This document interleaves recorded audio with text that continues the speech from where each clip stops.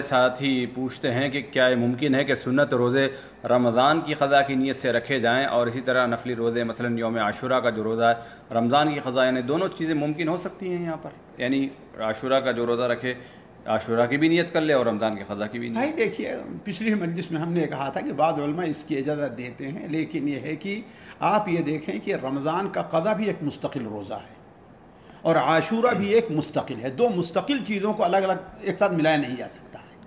جی مگر جو ایام بید وغیرہ کے جو روزے ہیں وہ تو دیکھیے وہ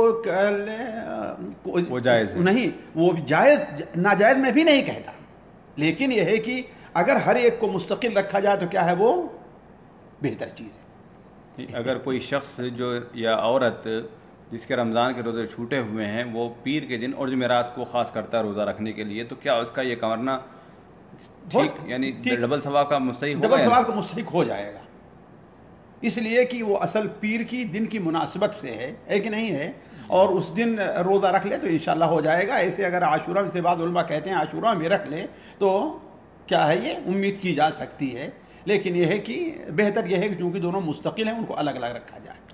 جی اس میں کا ایک دن تو میرے خیال سے ہو جائے گا آسانی کے ساتھ میں، جو 9ویں تاریخ ہے 10ویں۔ بھائی اصل چیز تو 9ویں دو روزہ ہے ہی وہاں پر رکھنا، اصل دو ہے یا ایک ہے؟ اصل ایک ہے، لیکن دوسرے پہلا وہ جو ہے 9واں جو ہے وہ دوسرے کی تکمیل ہے نا، تو گویا اسی کے ساتھ وہ ملا ہوا ہے۔